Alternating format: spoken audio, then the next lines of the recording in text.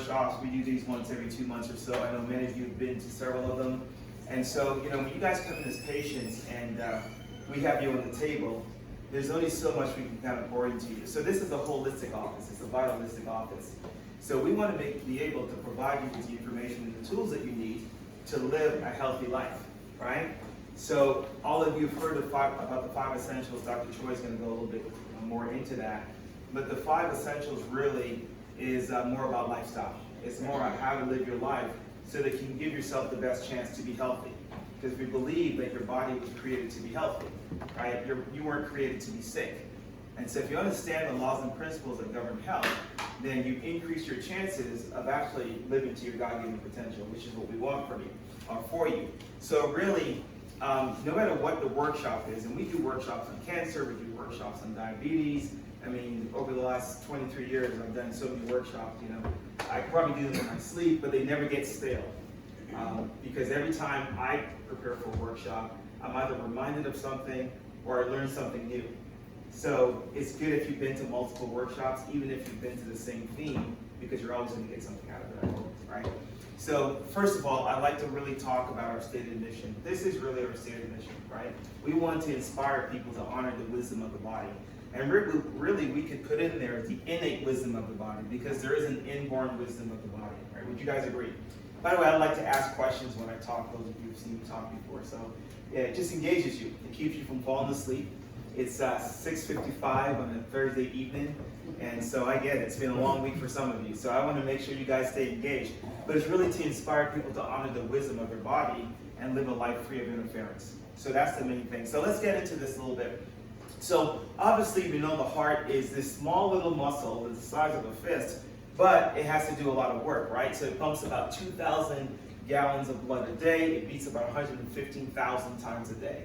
But think about that. Something this small does so much work, right? And thank God it doesn't get tired like we do sometimes. Imagine if we had to tell our heart to beat, right? How many of us lose focus, like ADD, ADHD, you forget. So you wouldn't last very long. But it's just an incredible part of our body. And so, but the reality is that heart disease or cardiovascular disease is the #1 cause of death in this country, right? Beyond anything else, beyond cancer. As a matter of fact, 1 out of 4 people in this country die from heart disease. So it's obviously something that we have to pay attention to. And if you look at those stats, that's 1 person every 37 seconds. So that wasn't always the case. It wasn't until the 1960s that we really saw this dramatic increase in cardiovascular disease and heart disease. So why do you guys think that is? Before I go to the next slide. Why do you think around the 60s we started to see so much heart disease? I think it's because a lot of the food changed. I think that's why. Yeah, you're absolutely right. Right? Around the 60s, really coming out of the Second World War, baby boomers, there was more money, and things started to change, right? Mass production. And we started to see that our diets changed. We ate less natural foods, less whole foods, and it was really a status symbol to be able to buy some of these other foods and go to fast food restaurants, right? You had the advent of things like McDonald's and all these other fast food restaurants that came afterwards. So the American diet, and really the diet of the Western Hemisphere, changed dramatically. Lots of processed foods. The other thing that changed dramatically is the level of stress over time, right? You started to work a lot more. You had the American dream, right? Worked a 9 to 5 and burned a candle at both ends. And, hard work is great, but we got to a point where the harder you work and the longer you work, it became a virtue at the expense of our health. And that hasn't really gotten any better when it comes to stress. And then we have toxins, which is something that, the early half of the 20th century, no one really talked about toxins. But it was an issue even back then. And so we know that it's a big issue today, toxicity.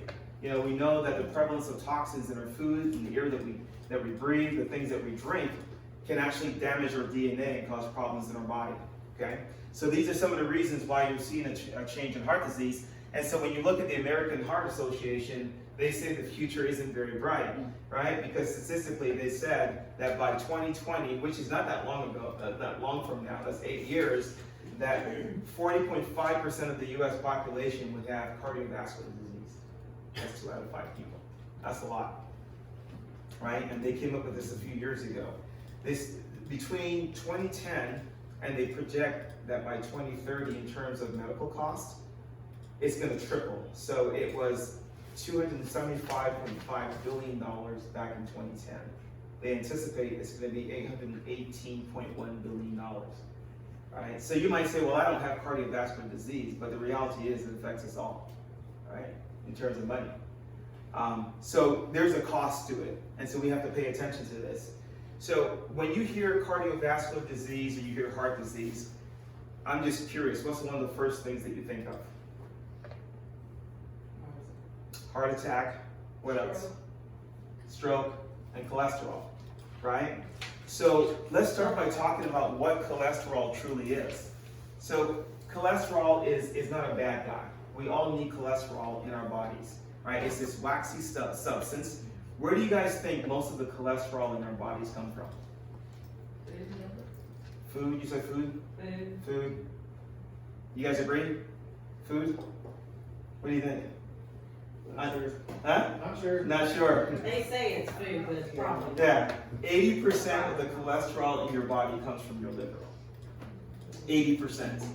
As a matter of fact, how it works in your body is that your dietary cholesterol, they say we take about 200 milligrams a day, which is like 3 raindrops. So we don't really, as a nation, consume as much cholesterol as we think we do, number one. And number two, your body, your gut actually prefers to use the cholesterol coming from your liver, not from your diet. So the innate wisdom in your body much rather uses the cholesterol coming from your liver, not your diet. So this whole idea that we're eating too much cholesterol is not scientifically sound. It's not true. Most of it's coming from the liver. Now, it doesn't mean that you can't have high cholesterol, but we're going to unpack that here in a second as to what that's all about. So first of all, let's talk about why you need cholesterol. So cholesterol is good. You need cholesterol. You need cholesterol to make many of the sex hormones that we have. So think estrogen. You need cholesterol to make estrogen. Think testosterone. You need that. DHEA. You need cholesterol for that. If you have low, so let me go through some of the things that happens if you have low cholesterol and it's too low, right? So decrease in muscle mass, decrease in bone density, decrease in testosterone, which is also linked to Alzheimer's and dementia, increase in hot flashes, increase in they've also been able to show that low levels of cholesterol are linked to things like depression, anxiety, suicidal thoughts, and aggression. Right? So if you have very low cholesterol, it could be a sign that your liver actually isn't working well. So the cholesterol story isn't black and white, as most people think. Like cholesterol's bad, we've got to lower that. I know some of you saw the sign in one of the rooms that actually says, pardon me, that more people die with normal or below normal cholesterol than above normal cholesterol. And that's true, right? So why is that true? So let's talk about some of the different reasons why you have high cholesterol in the first place. So obviously we go back to lifestyle and diet, but here's some of the reasons why you would have high cholesterol. Number one, when you eat sugar or carbohydrates, okay? So anything that breaks down into sugar into your body, first of all, is going to release more insulin. We understand that. That's how the sugar actually gets into your cells for energy. Your body doesn't require carbohydrates as a building block, like it requires protein and fats. Your body requires protein as a building block because the amino acids help to build muscle. It helps for tissue repair. So amino acids are very critical. Same thing with fat. Healthy fats are important. Carbohydrates are used strictly for energy by the body. And so what happens is that when you eat carbohydrates, let's say in a healthy individual, so what carbohydrates are sugar, the first thing that's going to happen is that your body's going to use it for energy. The second thing that's going to happen is that the sugar, the glucose, let's say, is going to go into your muscle cells, okay, and it's going to feed your muscle cells, and it's going to store it as glycogen. So far, so good? Now, if you have too much sugar, too much glucose, the excess glucose is now going to be converted into triglycerides. And that triglyceride is going to be stored in your fat cells, stored as fat. Okay, so that's what happens. So sugar intake, carbohydrates, breaks down into glucose in your body, insulin levels go up, the insulin levels trigger several things, excess glucose is not going to change into triglycerides. Here's the other thing that happens too though. The insulin, you can come, there's plenty of seats. Okay. I won't bite, you can sit in front. Thank you. All right, sit in second row. So what happens is the insulin goes up, it tells there's an enzyme in the liver called HMG-CoA, reductase, right? And what that does is triggers your liver to make cholesterol. So now your liver makes the cholesterol because your cholesterol needs to be distributed throughout your body so that it can make all the things I talked about. You guys follow? The other thing that cholesterol is important for is for the production of vitamin D. Because in the presence of sunlight, sun converts cholesterol into vitamin D. And I think everybody understands how important vitamin D is. So you can see if you now start to actively lower your cholesterol without seeing the big picture, you're actually affecting many systems of your body. Follow? Another organ that needs a lot of cholesterol is your brain, right? Because your brain has a lot of fat in there, some more than others. That's a joke. Never mind. Bad joke. Right?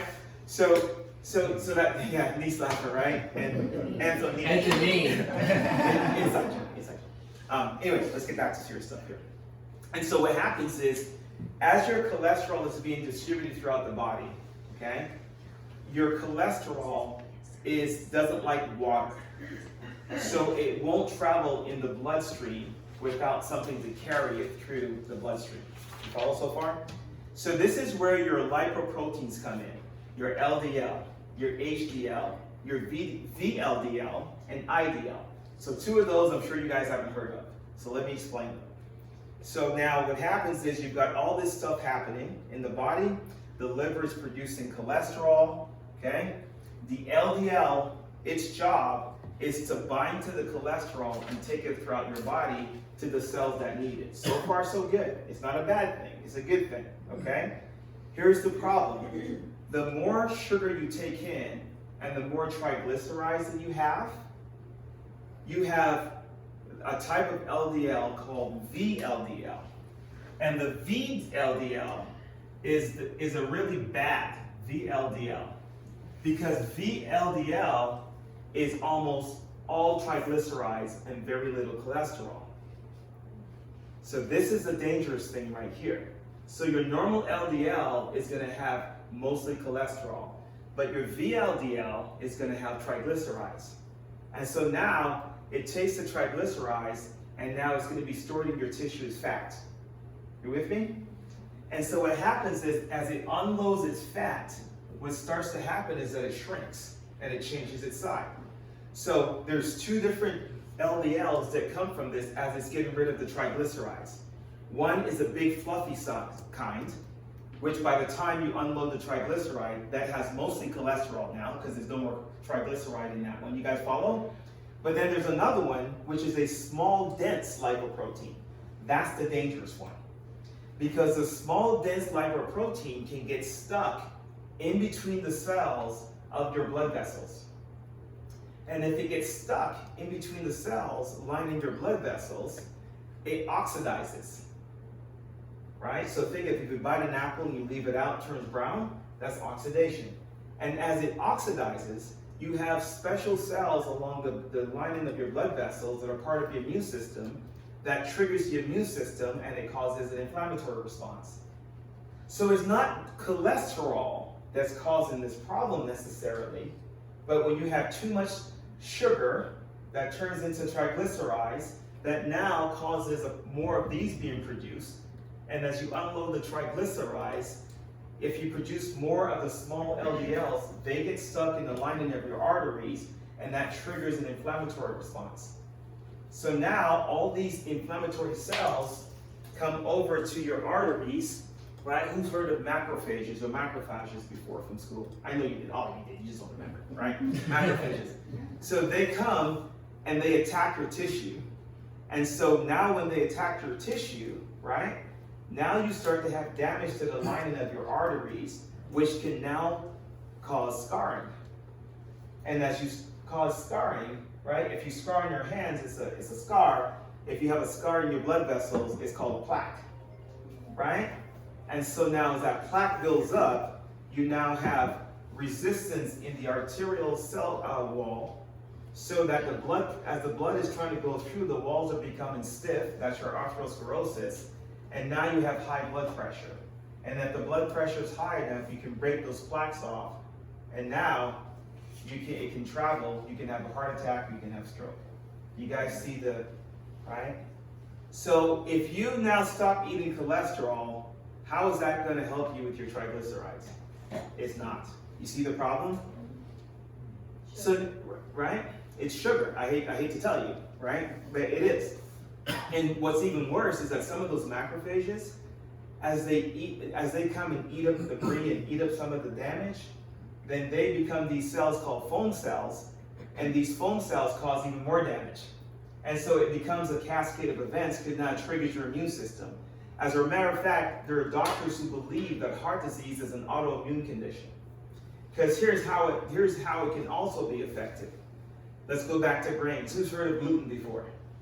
So gluten is part of a class of proteins that you find in grains called lectins. Who's heard of lectins before?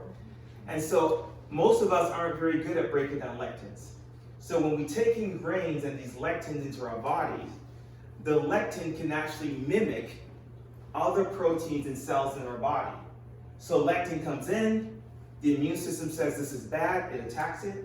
The lectin can damage your gut lining and cause leaky gut. It causes bacteria and other proteins to get into your blood that shouldn't be there because they're not being digested, because they're going right through the holes in your gut, hence leaky gut. Your immune system now starts to attack those proteins. But your blood goes where? Everywhere.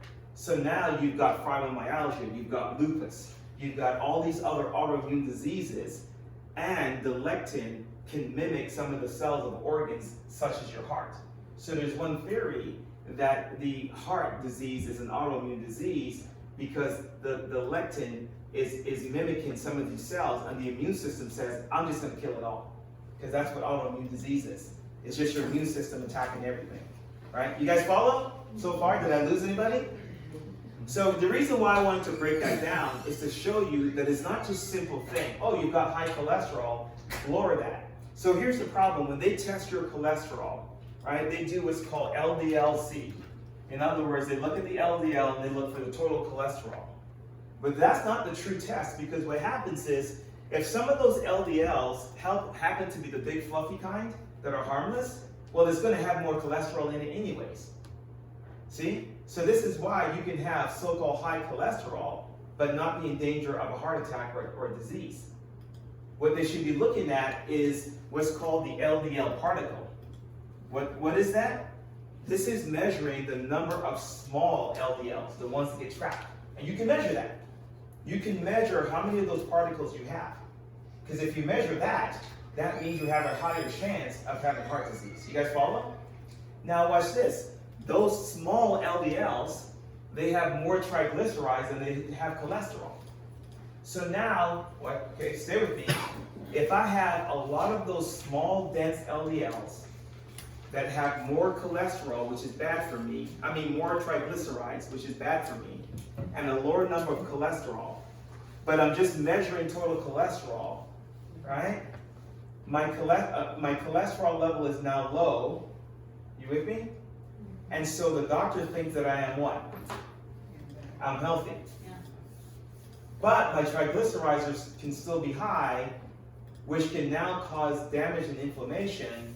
So I can have low total cholesterol because I have too many of those small, dense LDLs and still have heart disease, but my cholesterol level is low. Did I lose anybody? If I lost you, let me know. See what I'm saying? So how can you tell the difference as far as looking at the test? Well, you can have it you can test for it specifically. Okay. You can literally test for this. The problem is, most oftentimes they test for that. You have to ask. You know what's a better test? And I know I'm spending some time here, I'm about to move on. You know what's a better test? So here's HDL. the so-called good cholesterol. HDL's job is to leave the liver and to recycle the cholesterol and bring it back to the liver, because the body's very efficient, so it's going to recycle it, right? So the more cholesterol, the more triglycerides, it also neutralizes the triglycerides. So the more triglycerides you have, the more HDL you have. So a better ratio that you should measure is your HDL to your triglyceride number, which you can have tested. You just have to ask your doctor. That ratio should be 3.1, to 1. Actually, the other way around. That's what the ratio should be. So if you have 1 HDL to at least 3.1 triglycerides, that's good. What's even superb is if it's 1 to 1. What's even better is if it's 3 to 1. Do you guys see that? So this is why it's important to increase your HDL, which you can do naturally. So a lot of the essentials that Dr. Choi is going to talk about, exercise and nutrition, right? If you eat the right foods and do the right exercise, it will actually boost your HDL and lower your LDL. So is it just as important to have, or is just as bad to have high triglycerides as to have the cholesterol problem? No. It's worse to have high triglycerides. Okay. Cholesterol is not the issue. Okay. It's the oxidation and the inflammation that happens. I mean the LDLP. Because that, right, those particles are measuring the number of small LDLs, which carry mostly triglycerides. Is that what you get measured when they measure your triglycerides? No, they measure this, total. So you don't know how many of those are the big fluffy kind that are innocuous or the small dense ones. You don't know. It's just high cholesterol. So when you look at the research and you look at things like that, you can go look this up, the China study. I brought some books for those of you who are readers. Like Dr. Jack Wolfson, he does a great job breaking this down in this book. Okay, you can come up afterwards and take a picture of it. This guy, Stephen Gundry, MD, he's the one that talks about heart disease as an autoimmune disease, and he does a great job explaining the cholesterol paradox, as he calls it. And then this one too, Mark Sisson, he's a big paleo guy, but he does a fantastic job breaking down all of this. So you can read this for yourself. You know, listen, at the end of the day, this is your health, your body, your life. So the more you know about it and the more you can understand how it works, the more control you have. So now you don't have to rely on a doctor of any kind to tell you, you know what I mean? You're not ignorant. You don't want to walk through life ignorant when it comes to your health. The more you understand about how your body truly heals and functions, the more control you have, which is the way it should be. Right? Any questions? So I know I just threw a lot at you there with the leaky gut and all that, and you know, I always have more notes than I really need. Here's another thing about cholesterol before I move on here, is that very seldom is it like, well, let's say heart disease. It used to be that you would just have heart disease, or cardiovascular disease. Now people have metabolic syndrome. Who's heard of that before? So metabolic syndrome is the five things. Number 1, you have a fasting blood glucose that's greater than 100 millimeters per deciliter. In other words, you got too much sugar in your blood. 2, your blood pressure is equal to or greater than 130/85. You got high blood pressure. Your waistline, if you're a man, is greater than 40 inches or equal to, and if you're a woman, is equal to or greater than 35 inches. In other words, you're becoming obese. Your HDL is less than 40 milligrams per deciliter in men and less than 50 milligrams per deciliter in women. You don't have enough HDL, which means you're gonna have too much of this flying around. Okay? And then the last thing is that your triglycerides are equal to or higher than 150 milligrams per deciliter. So nowhere in there does it talk about cholesterol. Okay? So many people now have metabolic syndrome. And so, which is even worse. So we need to do something about that. And of course, high blood pressure. So what are some of the signs of high blood pressure? Who can tell me? Blurred vision. Blurred vision, what else? Headache. Headaches. Dizziness, for sure. Sometimes it's nothing. Sometimes it's nothing. Sometimes, right? Like, I always say in the doctor's report, if I had 100 people in this room with heart disease, when will half those people realize that they have a heart problem when they got their first what? Heart attack. For many people, that's the first symptom, right? Fatigue is another one. Blood spots in the eyes, pounding, that gushing, pounding sound that some people hear in the ears sometimes. Sometimes that's indicative of high blood pressure. Confusion, chest pain, of course, right? That usually means that you're in the middle of an event. Irregular heartbeat, vision changes, just to name a few. Okay, make sense? Good. All right, so what's the solution? Dr. Choi gets to be the hero. I told you all the bad news. I don't mind giving you bad news. You can complete it up. All right. Do you guys like extra steps? Yes? So last thing I want to happen when you guys come to these workshops is that you guys learn all these information and do nothing with it.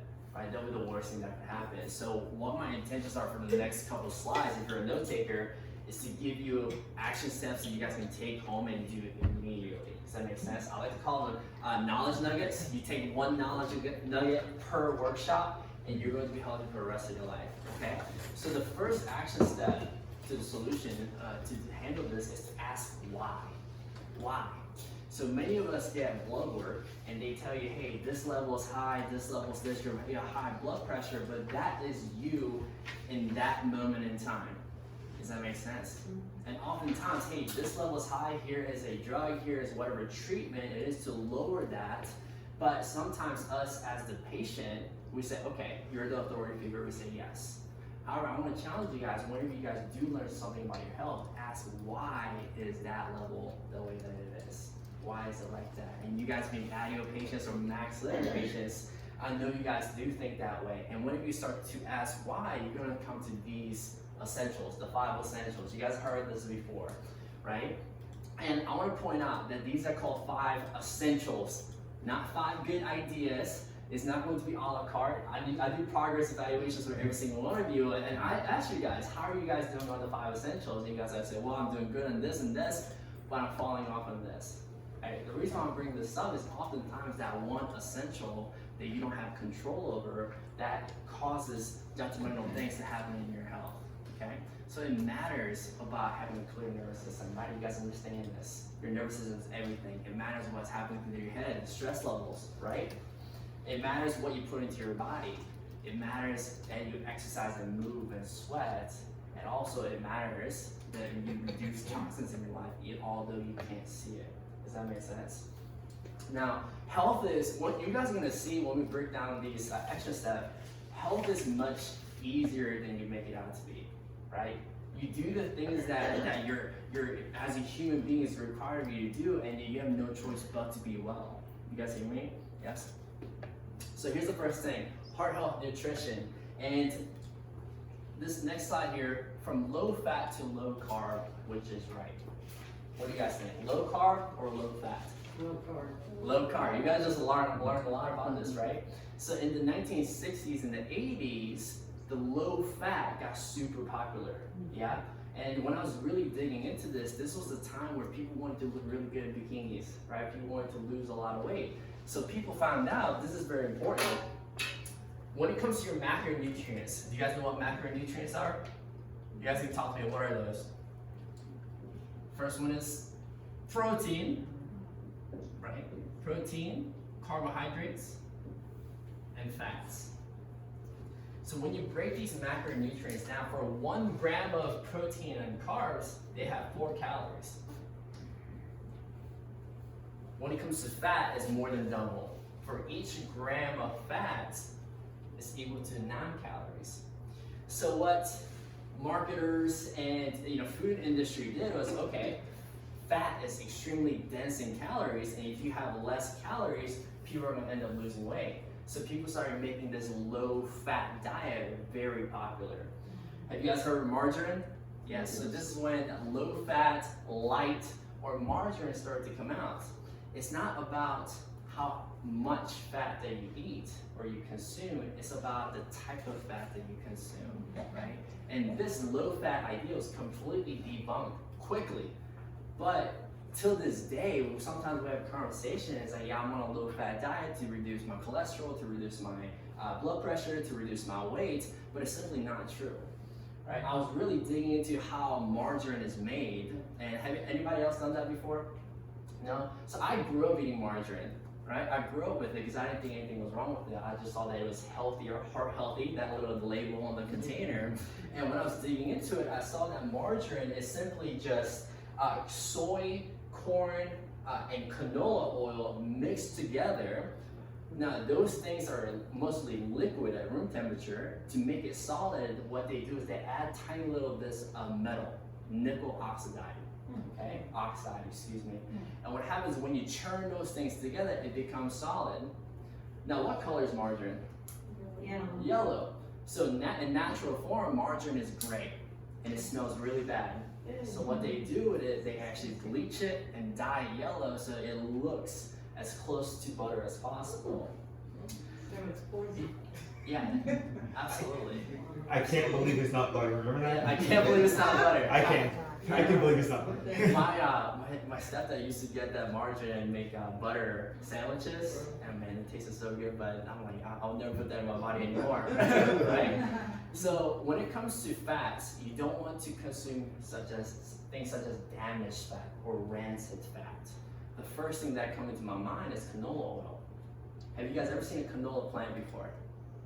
No, absolutely not. So canola is actually an acronym. It's Canada oil. What is it? I have it right here. Oh, here we go. Yeah, Canada low acid. Canada low acid, that's what's the acronym. So how canola oil is made is it's derived from rapeseed. Now in rapeseed, there's an acid called uric acid. Uric acid. And in this base form, it's completely toxic to human beings. So canola oil, there's a good video out there. If you just look at how canola oil is made, and you guys can see this video that see all this sludge that's moved across, and then just the processing to get that out of the system. But what canola oil and other rancid oils do is that it increases the inflammation in your body. Just like what Dr. White talked about, is that it's the inflammation that's going to cause a cascade of symptoms to happen, and all of a sudden leads to disease. Okay? So what are some of the healthy oils that you guys can use and can cook with? The biggest misconception that we hear is, hey, I cook with olive oil. Olive oil.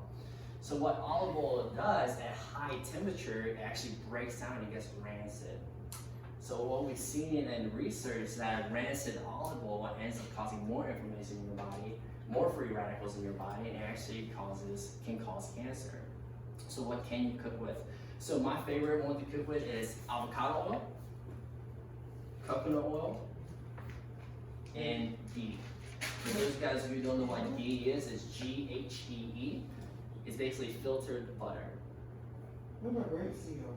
Grapeseed oil, I heard those are good too, but I don't think that's the best.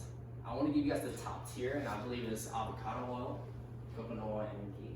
Okay, so when it comes to those oils, there's all different types. When you go to that aisle, especially on Whole Foods, there's so many different oils. They have, cold press, expeller press, what an unrefined version.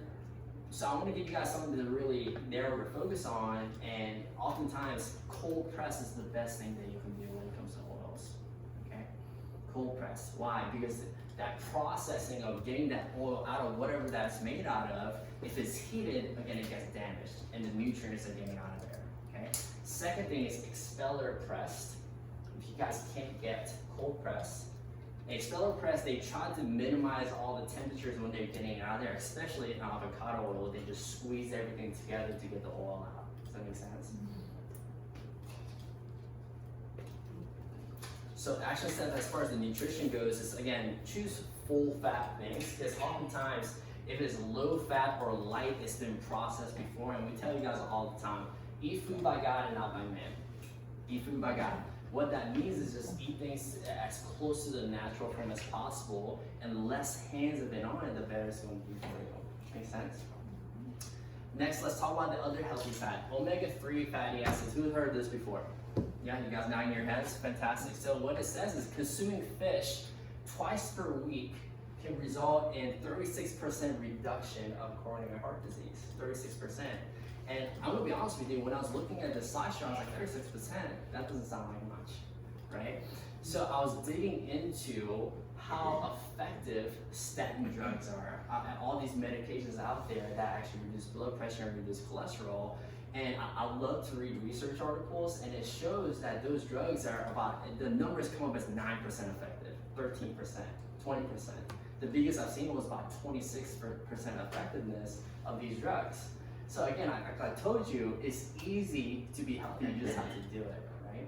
So the highest food or highest potency of omega-3s you can find in cold water, wild-caught fish, smaller fish, such as salmon, mackerel, herring. Those are the smaller cold water fishes. The reason why I'm bringing up that it's a smaller fish, what was that? Sardines too. Yeah, sardines, anchovies, those are all good things.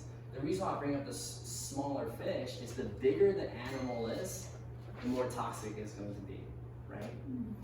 Because it's not just toxic from the environment that it lives in, but it's getting the toxins from the littler fish that it does consume. Okay. Next, if you don't like fish, you can eat stuff as flax seeds, chia seeds, and walnuts. Now the next couple slides, I'm going to go over some supplements. I need you guys to really look up and listen to me here. I challenge you guys to not buy these supplements if you're not willing to change your lifestyle. I'm going to say it again. Do not buy any supplements tonight if you're not willing to change your lifestyle. Because just because a supplement is natural, and what I like about ours is it's made from whole foods, it's nothing synthetic, but it is a natural band-aid. You guys hear me? It might be easy to take that medication, but it's also easy to take that supplement to do whatever you want it to do. But if you're not willing to change your lifestyle and the cause of the problem, like I ask why. If you're not going to be able to change the cause of the problem, then you're not going to get anywhere, okay? So this one is the cardiovascular wellness bundle. These are for people who are on statin drugs right now, or you have a risk factor, and here's why. So the biggest side effect of statin drugs is that it's a muscle waster. Muscle waster. So the common side effect of statin drugs is muscle soreness, muscle cramping. Now, why is that? So in your muscles, there's something called coenzyme 10, CoQ10. Who's heard that before? Some of you guys. So CoQ10, long story short, it makes your muscles and tissues very resilient. So it's tissue saving, right? And also it helps your mitochondria, the powerhouse of the cell. You guys remember that cell? It helps that mitochondria be more efficient in releasing energy and producing energy, okay? So guess what organ in your body has the highest content or concentration of CoQ10? Your heart. That's why I talk about this. It beats so many times. I forget how much it is. Do you remember? 115,000 times. Yeah, 115,000 times a day, and you have to rely on that ticker to go for years, right? 100 years, right? So God created us beautifully, and we have the highest potency of the CoQ10 in our heart, which is, again, it saves your muscles and allows efficient energy production. So if you are on a statin drug, I may go far as say you have to supplement with CoQ10. You have to. Because if you don't, your muscles start wasting away, and your heart is a big ball of muscle, right? It starts to waste away and gets weaker. Does that make sense? Just because you want to lower your cholesterol levels, you're having all this domino effect of side effects, and that's not okay. Next thing in that bundle is curcumin. Have you guys ever heard of curcumin before? Yes, some of you guys? So, have you guys heard that turmeric is a very anti-inflammatory substance that you can eat? So the anti-inflammatory component of turmeric is curcumin. So curcumin is a very potent anti-inflammatory supplement. And we talked about before, every disease out there is basically stemmed from inflammation. Your cholesterol gets mobilized because of inflammation. And what I've researched is that I don't personally trust any type of curcumin out there on the shelves, and here's why. And what research shows is that curcumin, it doesn't get absorbed into your body very well. Some studies shows that at most 10% is. And the reason is, in order for curcumin to be bioavailable, that term just means how much your body is willing to assimilate it and actually use it. There has to be two different type of nutrients in there called quercetin and resveratrol. So oftentimes you can find this in black pepper. So people say, hey, eat turmeric. Whenever you're eating turmeric, make sure you have some black pepper in there. So what these two compounds do is they allow your body to actually use it, assimilate it, and so you can get the anti-inflammatory effect to it. Okay, any questions with those? Excellent. Next one is a cholesterol balance bundle. So this is for someone who already has in the dangerous level of cholesterol right now. So in that, instead of having just a regular CoQ10, we have red yeast, rice, and CoQ10. So the reason why we have red yeast rice is that there's a compound called monocolins.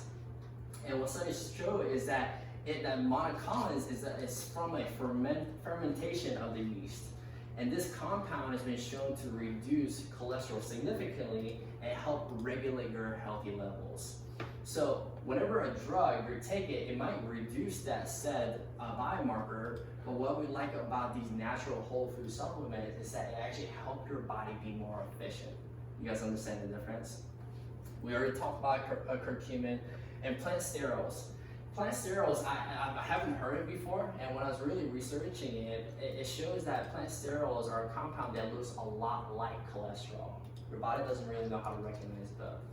So this supplement is for a patient who is in dangerous level of cholesterol, and just like Dr. White said, even though less than 20% of the cholesterol in your bloodstream is from food, if you're in dangerous level, you can't take that risk either. Make sense? So when you supplement with plant sterols, what your body does is it actually gets the plant sterol into the bloodstreams and it actually flushes the rest of the cholesterol that's from your diet. Any questions about that? Next is the high blood pressure bundle. Again, that's pretty self-explanatory. The first one that's in there is nitrous oxide. Who has heard that before? So nitrous oxide is a compound that actually dilates your vessels and it makes them more fluid. What happens is if we have a high sugar diet, high inflammatory diet, your blood vessels gets plaqued up, right? Because it's trying to patch up all that damage, and your blood vessels gets very rigid. So your blood pressure ends up going through the roof, and you're at higher risk of stroke, right? Varicose veins. So nitrous oxide is something that your body can produce itself. So what I like about this supplement is it also contains things like vitamin C, magnesium, L-arginine, and other herbs in there to help your body produce nitrous oxide naturally. Again, that same thing here. Make your body more efficient. Give it the best opportunity to heal. Next is BP support. So there's a lot of blends in there. The biggest compound that actually works is called bonito peptide. And this is traditionally from mackerel, the fish that we talked about. And traditionally in Japan, they'll take these peptides to reduce blood pressure naturally. And what we did with the supplements is make sure that we get the highest quality mackerel and then make it into a bonito peptide to allow it to do that. And what this peptide does, it's actually an ACE inhibitor. So I'm sure you guys heard about a drug that does ACE inhibiting effects. So what ACE inhibitors do is actually start to shut down angiotensin 2. And that is a compound in our body that actually increases our blood pressure due to various reasons: hydration, exercise, lifestyle, you name it. All right. So one of the things I forgot to say, good job. You did a good job, right? Yeah. Thank you. I learned some things. So one of the things I forgot to say about cholesterol real quick before we turn the page on that is that another role of cholesterol in the body is actually to spackle wounds. So when you have inflammation, that's another reason the liver will release more cholesterol. And so one of the reasons why people associated cholesterol with inflammation is because where they saw heart disease, they saw high amounts of cholesterol, but that was because there was inflammation. And the reason why statin drugs work is here's the deal. Statin drugs will decrease your chance of mortality only if you've already had a heart attack. It doesn't decrease your chance of mortality if you haven't had a heart attack. The only reason statin drugs work isn't because they lower the cholesterol, but they also have an anti-inflammatory component to them. They have an anti-inflammatory action. That's why statin drugs work to any degree, okay? So again, look it up. That's why I give you the references. So look it up for yourself, but that's why they work to any degree. So again, it's kind of like saying, hey, every time I see a crime, I see cops are committing crimes. Every time there's a fire, I see a fire truck, so the fire department started fires. You see what I'm saying? So that's what happened. Every time I see heart problems or inflammation, I see cholesterol, so the cholesterol is causing heart disease. No, it's responding to the inflammation. Make sense? Okay, so in this office, we do this thing called max metabolics, and so our whole thing is like, we can guess, because at the end of the day, we're kind of guessing, right? Based on symptoms and what you guys say, we go, you probably have leaky gut, and you probably have this, you have that. Or you can test. And so metabolics is testing. We do a urine test, we do a blood spot, and we're looking for several different things, okay? So it's not treating the condition or disease. I have to really, I can't emphasize that enough. The whole point of doing this is to see if you have any functional broken pathways in your body. Are there any, and you'll see what I mean in a second, but are there any pathways that aren't working properly that if you don't fix the pathway, it's going to lead to pathology? It's going to lead to altered physiology, pathology, and when you alter pathology, then you end up with a diagnosis. You guys see that? So dysfunction happens way before pathology. By the time you have pathology and symptoms in any disease process, that is the end stage of the disease process. I'll say that again. When you have symptoms, symptoms are at the end stage of the disease process. In other words, you had that process in your body going on for years before the symptoms show up. So we want to catch it at the level of the dysfunction so that we can help your body fix it so you never get to the pathology. Now, some of you are already there, right? So some people, you already have the pathology, you already have the diagnosis, so hey, you still need to fix it, right? But we want to get there before. So what does it test? It tests for all these different things, right? Vitamins and mineral deficiencies, blood sugar imbalance, inflammation, oxidative stress, toxicity, heavy metals, gastrointestinal stress. So this is where we start to look for overgrowth of bad bacteria, yeast. This is where we get into SIBO, right? Small intestinal bacterial overgrowth. All these different things, leaky gut. We want to test for these things. Stress hormone imbalance. Are your cortisol levels too high? Is your serotonin too high, which means that your melatonin is going to be low? And what happens if you have low melatonin? What can't you do? You can't sleep, right? So if you're taking like an antidepressant, for example, because you're keeping your serotonin levels high in your blood, you don't have enough available to make melatonin. So quite often, someone who's on antidepressants don't sleep well. And then when you go to your doctor and you say that, you get a sleeping pill, right? So that's I just want to show you the relationships. You understand why that happens. Fatty acid imbalance, that's looking at omega-3, omega-6. Amino acid profile, that tells us whether or not you're breaking down proteins properly. There's some of you who eat really, really well, but you're still malnourished because of your gut health issues and leaky gut. You're not breaking down the macros as Dr. Choi talked about. So your body can't heal and repair itself, even though you're eating correctly. You see that? And then lastly, genetic risk factors, which we don't test, but we can do it as an add-on if someone requested it, right? And I'll show you some examples. Who's a good candidate? Really anybody. If you're older than 2 years old, it can be tested. Certainly if you've been frustrated and you've done all the right things, if you say to us, hey, I've eaten correctly, I work out, I'm doing the 5 essentials, and I've gotten better, but I haven't gotten over the hump. There's something still wrong, then you are definitely a candidate to get tested to see, okay, what else is wrong, okay? But anyone can get tested for it. So this is an example of the genetic test. And so really this one tests for cholesterol. So there's something called apolipoprotein E, and it plays a key role in lipid metabolism. So for some of these genetic markers, here's the point of this. It's not to say I'm doomed, but it's to say that you may be predisposed to having out of control cholesterol and triglycerides, right?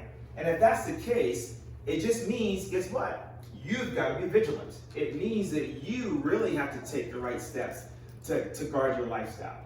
Now, in all likelihood, if you're that person who has a higher propensity for having, cholesterol and triglycerides out of control, the steps that you would take in your lifestyle in terms of the foods that you eat, quite frankly, is probably what we all should be doing, right? It's just that if that's you get, look, I can't slip up, right? So that's the whole point of that, not to say, oh my goodness, I'm doomed, forget about it. No, it's to empower you, okay? So that's one thing. So I know this looks very complicated, but when you get a test done, this is one of the pages that we go through with you, okay? So for example, this box up here is looking at fatty acid profile. So it's quite frankly, it's telling us whether or not you have enough omega-3 fatty acids in your body. Because if you don't have enough omega-3 fatty acids in your body, then your body's not going to be able to handle inflammation very well. So we can measure that, right? There's ALA, there's EPA, DPA, and DHA. So those are just different types of omega-3 fatty acids, and they're good for different things. Like some of them are really important for brain health. Some of them are really, really important for sex hormones. So if those levels are too low, then you need to bring those up. So now we know, we've tested, right? And it's really easy to read. If it's close to the red, then you know you're too low. This box is looking at omega-6. Now omega-6 that's another fatty acid, but if you have too much of that, it creates inflammation in your body. So the ratio of omega-6 to omega-3 should be no more than 4:1. Ideally about 2:1. But what happens is because of the standard American diet, that ratio can be as high as 25:1. Well, if you've got 25 more molecules of omega-6 than omega-3, your body's inflamed. And if your body's inflamed, it's going to affect every organ in your body. You just increase your risk for diabetes, for cancer, for heart disease, you name it. Leaky gut, you name it. Right? So if we measure this, we can say, omega-6 is too high, we got to bring those down. And there are ways to naturally bring those down. See how that works? Because if you don't know this and you're just guessing, then sometimes you're taking omega-3s. Maybe you don't need more omega-3s. Maybe you're taking too many. Right? That's possible too. And then down here we look to see, do you have too much trans fats? Trans fats are bad. So they cause inflammation in your body. So if yours is high, it's like, okay, let's see and we can probably tell looking at your food log, if it's high. Like if you're eating potato chips, it's probably going to be high. So you kind of know, but if you think, hey, I'm doing great, then we can go back and go, wait, your trans fats are kind of high. Let's look at your diet. What are you doing? Oh, it's that thing right there that you didn't think about. That's probably what's doing it. All right, and then we look at this is looking at more omega-3, omega-6, omega-3s. So it just breaks this down. So this is all your fatty acid profile, and this comes from a blood spot. For those of you who are afraid of needles, it's just a little blood spot. You send it in, and it's easy. This one, who remembers the Krebs cycle from school? Anybody? No? Krebs cycle? All right. So you remember Dr. Troy was talking about your macros? This is looking to see how well you break them down. So fats, carbohydrates, and proteins. So if you look at this, so we can look at this and go, okay, if one of these markers is high, it tells us something. Here's how your body works. This is why you need minerals and vitamins. You ready? They're called cofactors. They help different biochemical processes in your body to happen. For example, to break down fats, you need magnesium and B2, right? So if we see that this adipic acid is high, that tells us that you don't have enough magnesium and B2 in your body, or else it wouldn't be high. You see how that works? Right? So we can look at these and go, okay, so this person has a tough time breaking down fats. If they're not breaking down fats properly, then what happens, you're going to have more fats floating around in your body, which can be stored now as fat cells. And watch this. If this is high right here, we call that throwing ketones. So if you're throwing ketones, right, which is a byproduct of fat metabolism, the only way you should be doing that is if you're on a ketogenic diet, right? And so if you tell me, hey, I'm not on a ketogenic diet and I see this is high, then I'm going to say to you, you should go to your medical doctor and get a fasting glucose test because you might be diabetic and not know it. So that's the kind of information that we can have from this. And then the same thing with carbohydrates and proteins.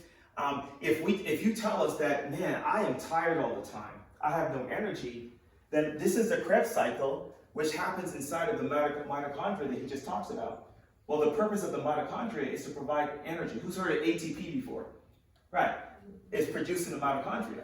Well, if this isn't working properly, no wonder you don't have any energy. So then we can look at this and go, hey, that's not working properly. Oh, it's not working properly because this is too high, which means that you're low in B3, and this is too high, that means your iron is kind of low, and your glutathione is kind of low, which is the master hormone for detoxification. So guess what? That's what you probably need to eat more of and supplement with. So now we can laser pinpoint what you need to do. Does that make sense? I know that's a little bit in the weeds, but that's it. Any questions about that? Right? Is that based on like a fasting blood test? No. Well, sort of, but not a 24-hour fasting blood test, no, you don't need it for that. And then this down here, remember he talked about the coenzyme Q10, right? So we can see if you're low in that. We can see if you have any free radical damage. So this tells us if you have damage to the cell walls. Because if your cell walls are damaged, then guess what? You can't get the nutrients into your cells, and your cells can't get waste products out. Your cells can become damaged and become cancerous, right? So there's a wealth of information that you can get from that. Did I put anybody to sleep? Did I put you to sleep a little bit? I thought that was good, man. I geek out about stuff like this, right? All right, he's gonna talk about exercise. We're almost done. You guys get some stuff out of this? Yes. Yeah? All right, very Take good. their butt. Oh, sorry, there we go. I got excited. Alright. This is my jam. I love exercise. This is my favorite. Well, other than chiropractic, of course, this is my favorite essential. Okay? Regular exercise can reduce cardiovascular disease risk by 48 to 57%. That is huge. If you compare that statistic to any other drug efficacy out there, it blows it out of the water. It just takes for you to sweat and get out of breath for a couple minutes every single day, okay? And the biggest barrier, I feel like, to get people to exercise, oftentimes we don't know where to start. Can you guys agree? I don't know what to do. My knees hurt, this hurts, I'm limited in this, I've never exercised before, how do I do it? And I used to write exercise programs for my friends to make a couple dollars in chiropractic school in undergrad. And I used to make all these little elaborate programming. I'm like, oh yeah, that's gonna be really good. They're gonna have a good workout. And it doesn't have to be that way. So here's a good rule of thumb. I want you guys to get out of breath and sweat 30 minutes a day, 5 times a week. That's a good rule. That's a good principle that you can live by. Get out of breath, sweat 30 minutes a day, 5 days a week. So if you guys like details, this is the heart rate that I want you guys to try to reach. You guys can take 220 minus your age. 220 minus your age. And you guys can get up to about 80% of whatever that number is on a frequent basis. This is called metabolic conditioning, which means that there's different energy sources that you're using while you're exercising. You're going to get well. You're going to have an effective and an efficient workout. I do not like those workouts that takes an hour and 2 hours. And oftentimes we think that it takes an hour or two every single day for us to get healthy. And oftentimes it just takes 15 to 30 minutes, right? If you're a patient in this office, yeah, it's getting a little more, right? That should go better. If you're a patient in this office, the ladies gave you guys a little bookmark for Max T3. And I like to think I'm a pretty fit guy, but those are one of the toughest workouts that I've ever done. It just takes 5 to 15 minutes for some of them, and they're very easy. And what I love about those workout programs and those exercises is that it breaks down and it meets you where you are. You can scale it any way you want. I hear it all the time, hey, I just want you to squat a couple minutes a day. I said, I can't squat, I have bad knees, I have bad back. Maybe some of you guys have said that to me before, but if you have sat down into a chair or sat down into a toilet in your life, you know how to squat, right? So even if you can't do an air squat, just sit down into a chair and stand back up, okay? So if you guys want to get creative with some workouts at home, you guys can just walk fast for 30 minutes, and I guarantee you that you guys are gonna sweat and get out of breath. It's as simple as that. Meet yourself where you are. But one of the favorite things that I like to do when I'm programming workouts is this is very simple, and it's called Tabata. Have you guys heard of that before? Anybody? Some of you guys are shaking your heads. So this is an exercise program that utilizes a specific time. So with any type of movement that you can utilize a Tabata style workout. And the first thing is you exercise or do that movement for 20 seconds, and then you rest for 10 seconds. And you do that over and over and over again, and in 8 minutes, you're gonna have a fantastic workout. So you guys can do, let's say, squat down onto a chair, 20 seconds as fast as you can, rest 10 seconds. And then after that, you can do high knees for another 20 seconds, right? And then rest 10. And then add different exercises, and you do that over and over and over and over again, right? If you guys do this type of workout, let us know, no matter what we're doing, and see how it went. So just by doing a regular exercise, like I said, it will beat out any type of drug that's out there to help you reduce any type of coronary disease, okay? Minimizing toxins. So this is, sometimes it can be viewed as a difficult topic to talk about because there's a lot, there might be a lot of science behind it. And here's a good rule of thumb for you guys. If you can't pronounce it, don't put it on you and don't put it in you. So this is where reading the label on not just the food that you eat, but the products that you use. Ladies, I'm talking to you about your cosmetics, right? Your cosmetic products. If you, who was at the detox workshop before this one? Anybody here? A couple of you guys?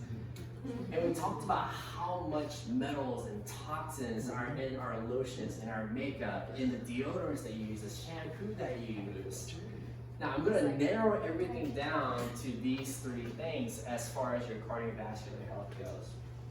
And first one is you need to stop smoking. That's pretty simple, right? And here's why. When you're smoking, you're putting over 4,000 chemicals into your body. 4,000 chemicals. And like I said, you can't see it, but you feel the effects of it, right? It's just like the wind. You can't see the wind, but you can see the effects of the wind. And what happens is when you have toxins in your body, and by the way, let me go back, excuse me. Everyone here is toxic. Toxins are some of the things that you can't really avoid. That's why you have to do things like sweat so you can detox naturally. That's why sometimes some of you guys may need to do the detox program to get it and mobilize out of your system, right? So whenever you are toxic, you actually increase inflammation. There's that word again. You increase inflammation in your body, which ends up increasing cholesterol in your body, which ends up increasing blood pressure. And again, the domino starts falling and you start having symptoms of heart disease. So when you're smoking, you're putting over 4,000 chemicals into your body, which includes inflammation. And also, it hardens your blood vessels. It hardens your blood vessels. Just like we talked about, in order for your blood vessels to have a healthy cardiovascular health, they have to be very flexible. They have to move. Because if you're on the move, they have to pump a lot, right? Cardio output, like we had a bunch of tests on that in the chiropractic school. They have to be flexible, but you're making it more rigid, okay? Next thing is BPA, or plastics. If you guys were at our detox workshop before, this is a mind-blowing statistic where people say, oh, I don't use plastics, I don't really use plastic bags, or I don't use plastic containers, because whenever you're using those things, they actually release something called microplastics. You can't see it, but if you're holding a plastic, it's actually releasing those things. And one of the biggest plastic concentrations is in our drinking water.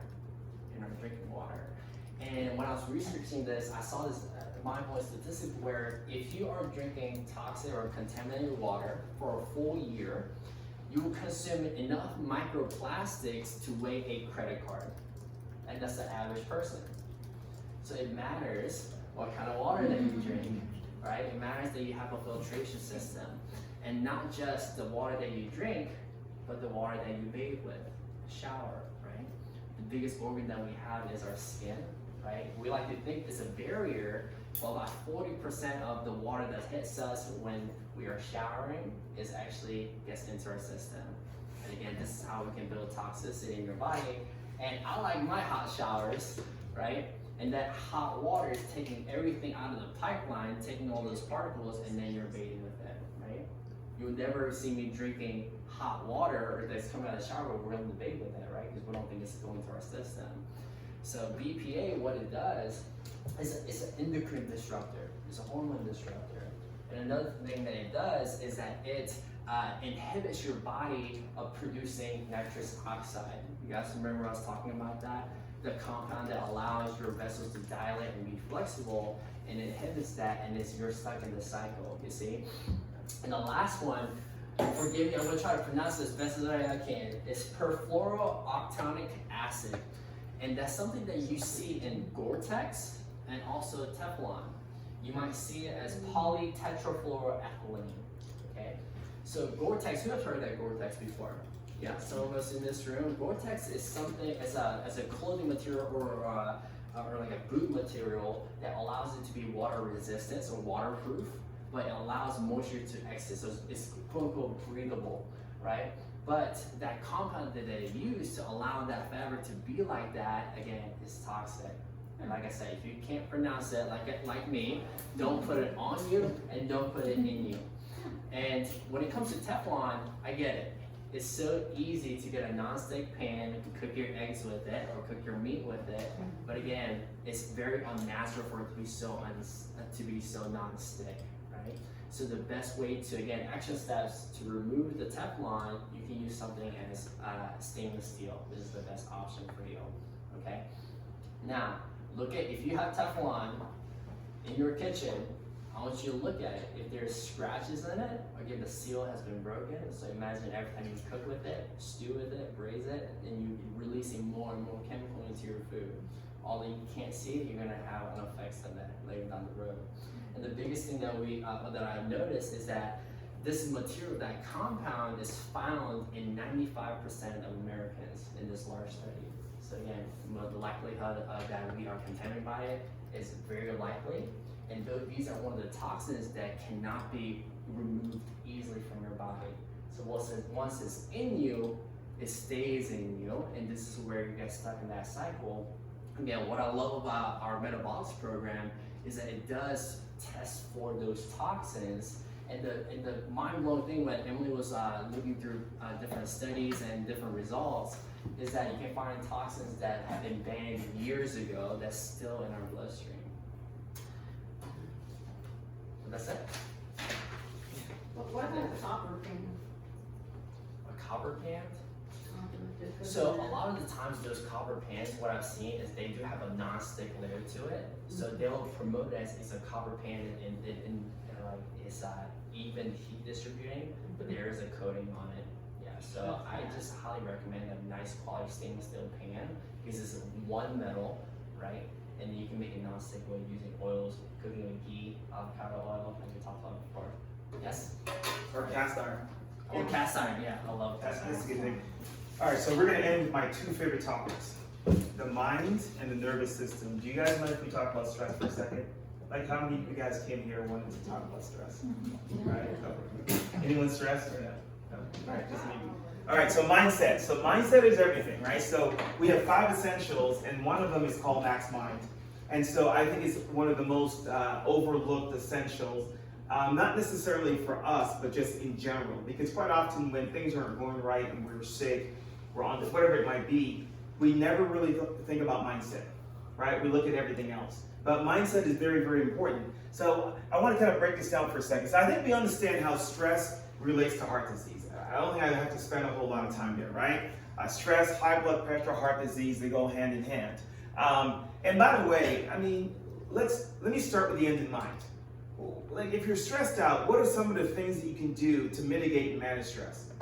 Because you can't get rid of it, let's face it. Some of them you can, right? But sometimes you just can't divorce that person. Tough problem. Tough problem. Yeah, present company. No, but seriously, right? Like you can't get rid of every stressor.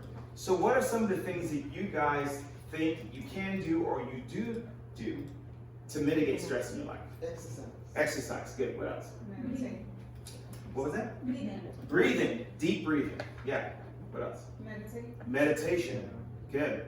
I could throw a prayer in there, right? Yeah. Same thing. What's that? Spending time in the Word. Yeah. In the Word. What else? What about sleep? Sleep is a big one, right? Like how many people are, a lot of us, we brag, hey, I only need 4 hours sleep. That's not good, right? 7, 8, 9. Your body requires rest. So there's several different things that you can do to mitigate stress. We're going to talk about chiropractic here in a second and how that works to help mitigate stress and help you with the stress response.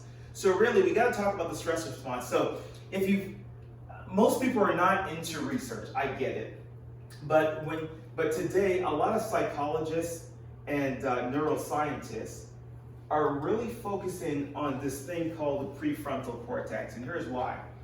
Because the prefrontal cortex in human beings is what makes us human.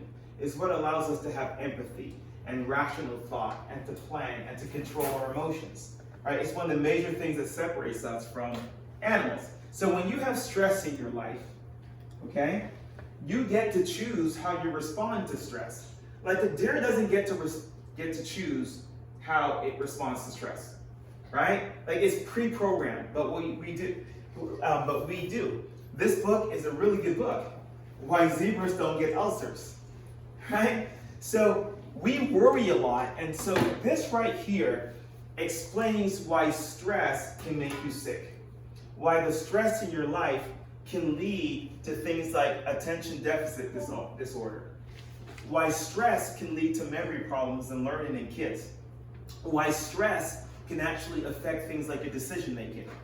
Why stress in your life can really cause emotional dysregulation so that you find yourself agitated and angry all the time and full of anxiety and depression. This explains why it can actually lead to mental health issues like PTSD, schizophrenia.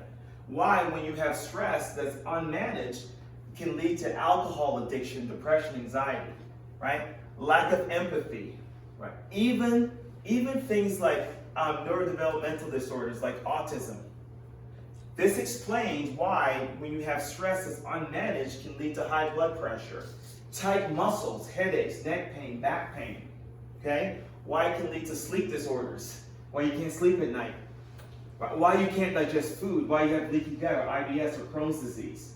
It also explains why you can have frequent colds all the time, or why you may have COVID 5 times, right? Or why you have chronic diseases like heart disease, diabetes, cancer, obesity. Because what happens is when we encounter stress, the first thing that stress does is this area of the brain that's called prefrontal cortex, its purpose is to is to dampen this. It controls this so that you don't go haywire. But when we encounter more stress than we can adapt to, if this right here is called the limbic system. My thumb is the limbic system, okay? And this is the part of your brain that controls your emotions. Fear, doubt, anxiety, okay? And then this would be the brainstem that controls basic physiology, heart rate, muscle tension, so on and so forth. This is your prefrontal cortex. So when you have a healthy prefrontal cortex, it keeps everything else in check. You guys with me? But when you encounter more stress than your body can adapt to, we call it flipping off. What happens is that your prefrontal cortex becomes disengaged.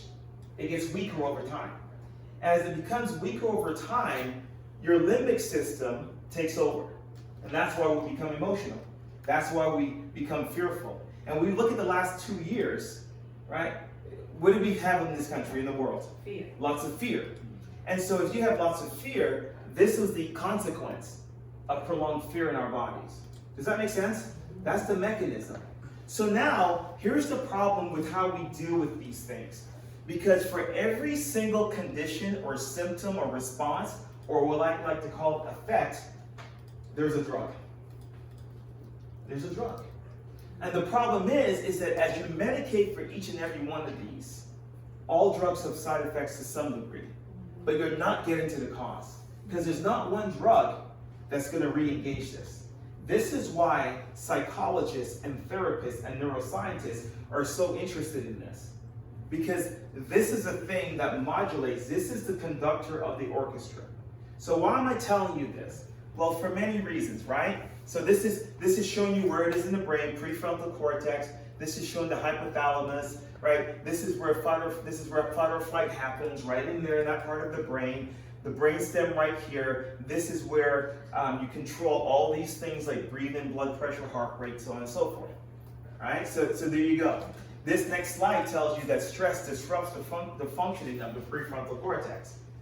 So if you want to learn how to manage your stress and be healthy, you've got to do things that help to re-engage the prefrontal cortex.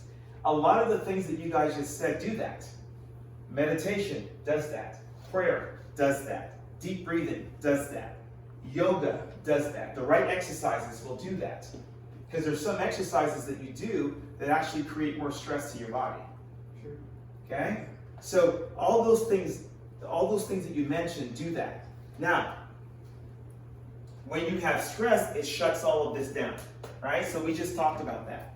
So this is how it affects the brain, those major areas when you have stress, right? A brain under constant stress, right? These are the things that happen.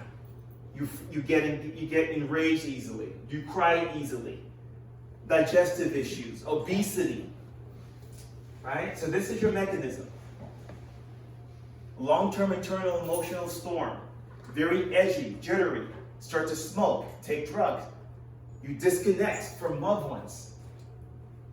You don't have good relationships anymore. You could become highly emotional, etc., etc. One of the ways that you can measure to see how this is functioning is something called HRV, heart rate variability. So now, what does it have to do with chiropractic? So that's your stress. Because research shows that the chiropractic adjustment really works in two parts of the brain. And I think I have a slide of that there, I don't know. No, I didn't put it in. Right? So when you get adjusted, it used to be that we thought that when you got an adjustment, that it took hard bone off of soft nerves. And that can happen. But now we know through neuroscience and studies that when you get an adjustment, the adjustment actually affects two parts of your brain. One is called the cerebellum, which is partly that controls posture. It controls balance and coordination and learning. And guess where the other part of the brain is that the chiropractic adjustment impacts and improves by up to 20%. What do you guys think? Prefrontal cortex. Prefrontal cortex. That's why that, we always say in the doctor's report that, people usually come into a chiropractic office because of headaches, neck pain, and back pain. But then they come back and they say stuff like, hey, does chiropractic help with digestion? Because my digestive system is better. We just heard that today. Does chiropractic help with blood pressure? Because my blood pressure is down. We hear that all the time, right? Does chiropractic help with my A1C levels? Because I went to my doctor and it's down. And we hear all these different things. Well, there's no nerve in the spine that goes to your A1C levels. But we now know that when you get a chiropractic adjustment, it's improving brain function and it's helping to re-engage your prefrontal cortex. So that's why when you come into the office, and we always tell people, our job is not to treat any disease or any symptom whatsoever. Our job is to restore proper communication between the brain and the body. Why? Because your spine's job is to protect the nervous system and support the nervous system. And so structure dictates function. So the structure and the function of your spine is critically important. As a matter of fact, the function of your spine is controlled by your nervous system because the muscles that control your posture are controlled by the brain. So if you have a disconnect between the brain and the muscles, your posture breaks down. Once you change the structure of your spine, you now change the function of your spine, which is to support and protect the nervous system. And when that happens, it now causes stress to your nervous system. And what does stress do? So that's what subluxations in the spine do. Does that make sense? Yeah. So when we talk about chiropractic, I know a lot of times people talk about neck pain and back pain. That's not what chiropractic is for. We're good at that. Do you know why we're good at that? Here's why. Because number one, we use the spine to get to the nervous system, right? Number one. And number two, the number one way that our bodies tell us that we have a problem is what? Pain. What happens if you have a gallbladder attack, traditionally? Before they had ultrasound, you know how they would diagnose it? You got right shoulder pain. What happens if you have, if a man has prostate problems, prostate cancer, where does he feel the pain? Lower back. What happens if you have a heart attack? Where do you feel the pain? Yeah, arm and chest. For women, where do you feel it? Because most women don't feel it in their arms and chest. Where do you know where you feel it? If you do feel it, neck pain. Did you guys know that? Most women, if they have a heart attack, they feel neck pain. So pain is, right? What about headaches? Headaches are caused by a bunch of different things. It could be dehydration, it could be a tumor, it could be subluxation, it could be, I don't know, like, right? So pain is how your body tells you that there's something going on in your body. And there's a disconnect and your body isn't regulating itself properly. So when we come along and remove that subluxation and reconnect the brain to the body, guess what happens to pain? It goes away as a side effect of better neurological function. Does that make sense? Yes. Right? That's chiropractic in a nutshell. So when I go through this, nervous system controls every organ, you guys get that, right? There's some studies out there, like this one study that was done back in 2007, and I'll end with this is the last thing. In 2007, Dr. George Bakris he's a medical professor at the University of Chicago Medical Center. And he did a study with another Dr. Dick Holtz, who's a chiropractor. And they took 50 people. Half those people, they did an upper cervical subluxation.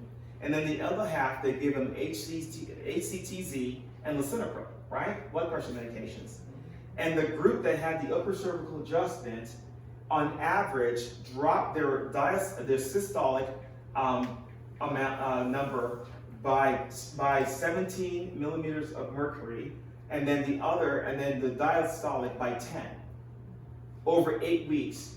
And the drop in blood pressure was better than the 2 blood pressure medications combined, right? Because of the reason I just told you. Now, here's the problem. Not every single person is going to have those results.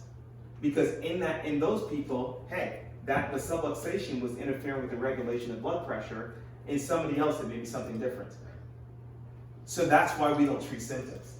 Because if we adjust 10 people in here, not all of you, if you have pain, it's going to go away or decrease. But when it comes to the organic problem, guess what? Some of you, your blood pressure will go away, and others it won't.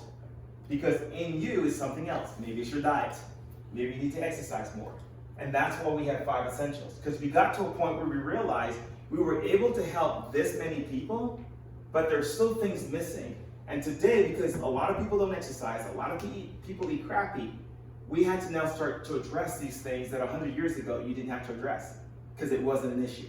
And 100 years ago, patients got way better results from chiropractic, and you didn't have to adjust them as much because things have changed. And so that's why we have 5 essentials. Does that make sense? Yeah. So warning signs. I don't even like that slide about warning signs because it's like I don't care what the warning sign is. The only reason you would be under chiropractic care is if you have subluxations. That's it. Even if you feel perfectly fine, if you have subluxation, you have nerve interference, we know that your body isn't healing and functioning optimally. And it's not if, it's when something shows up. Does that make sense? Yeah. Right. So here's my thing to our patients, right? Because pretty much all of your patients, except this gentleman. Your job is to stop looking at chiropractic like a treatment for something. And I think I'm speaking to the choir, because most of you are wellness patients. Stop asking, how can I treat this problem? And start asking yourself, what lifestyle changes do I have to make? That's the question. Chiropractic should be a lifestyle. That's what it is. Eating healthy should be a lifestyle. Like it shouldn't be something that you do to lose weight. Or it shouldn't be something that you do because your doctor said you got to get your blood pressure down. And then once your blood pressure is down, if you just do it to treat a symptom, what's going to happen when the blood pressure goes down? What are you going to do? You can go right back to whatever it is that you were eating, right? So this is all about lifestyle changes. And so for us, this office is not about treating symptoms of disease, it's about lifetime care. It's about getting people to live their best, feel better, function better, and get the most out of life while living your God-given potential. Does that make sense? So I am so proud of all of you guys for being here. We love doing this. We get excited and passionate about this. Thank you. And so keep showing up. Keep letting people know what we do here, and let's keep saving lives. Right? That's why we do dinners. We've got a dinner coming up soon. It's an invite only. Your ticket in the dinner is to bring a guest. That's what we do. And that's how we change this community. That's how we change this country when it comes to health. By doing the right things. Not taking more drugs and more surgeries. In a crisis, beautiful. You need it in a crisis. It'll save your life. But let's face it, 5 out of 6 Americans are being diagnosed with heart disease and cancer. It's time to do something. But you guys know what other people don't. So what gives you the right to know what you know and not share it with other people? We have an ethical and moral responsibility. And with that, I say good night.